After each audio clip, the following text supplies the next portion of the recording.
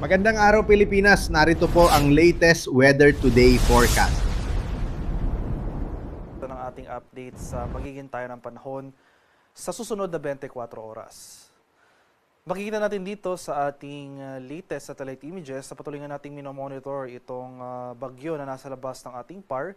Latest location natin para sa bagyong ito nasa layong 2,730 kilometers silangan ng northeastern Mindanao. Isa itong tropical storm na may international name na Sinlaku, may taglay na lakas ng hangin na malapit sa gitna na umaabot ng 85 kilometers per hour, pagbugso na umaabot ng 105 kilometers per hour. Yung movement naman nito ay almost stationary or halos hindi gumagalaw.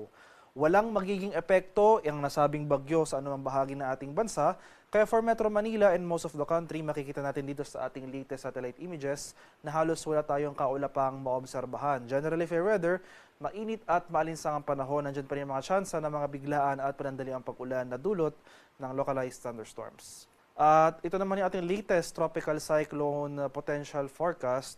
So makikita natin dito na generally westward or west-northwestward yung magiging paggalaw ni Bagyong Sinlaku for next week.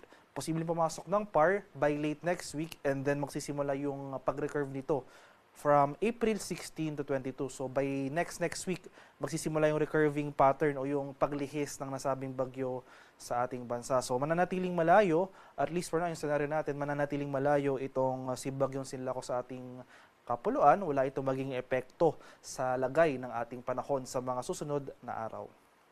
Para naman sa magiging lagay ng ating panahon bukas dito sa Luzon, so for Metro Manila and most of Luzon, magpapatuloy itong generally fair weather.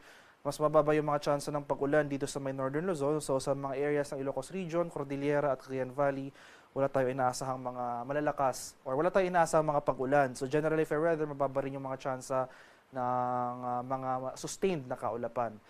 Pero for Central Luzon at Southern Luzon, so Central Luzon area, Metro Manila, Calabarzon, Bicol Region, Mimaropa, nandiyan pa rin mga tsansa ng localized thunderstorms pagsapit ng hapon hanggang sa gabi. Asan pa rin natin yung matataas na maximum temperatures pagsapit ng tanghali hanggang sa hapon. Sa areas naman ng Palawan, Visayas at sa Mindanao, inasan pa rin natin ang papatuloy itong mainit at malinsangang panahon. Generally fair weather, wala tayong mga mararanasang tuloy-tuloy at malalakas sa pag-ulan. Yung mga brief lamang na localized thunderstorms, yung mga isolated rain showers or thunderstorms ang mga pag-ulan na ating mararanasan.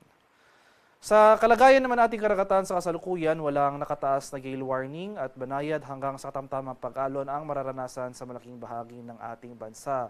Iba yung pag-ingat pa rin sa ating mga kababayan na maglalayag sapagkat kung meron tayong offshore na mga thunderstorm activity, ito yung mga pag-ulan sa ating mga dagat baybayin. Asahan natin yung mga pagbugso ng hangin, kaakibat nito ang bahagyang pagtaas ng ating mga alon. At para naman sa ating 3-day weather outlook, yung magiging lagay ng ating panahon sa mga susunod na araw, inasahan natin na yung ridge or extension ng isang high pressure area na kasalukuyan nakakaapekto sa Hilangang Luzon ay unti-unting magre-recede or hihina. So mapapansin natin dito sa area ng Northern Luzon, particular na sa may Baguio City, Sunday to Monday ay generally fair weather, partly cloudy to cloudy skies ang mararanasan, walang mga pag-ulan.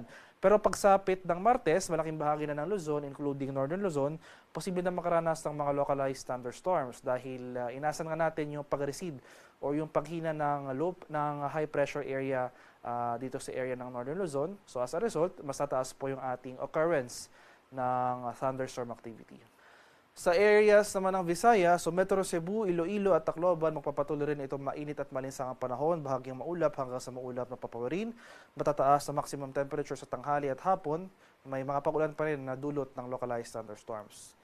Gayon rin po ang ating inaasahan sa Mindanao, pero as compared sa Luzon at Visayas, mas mataas yung tsansa ng thunderstorm occurrence sa area na ito since malapit po tayo sa equator.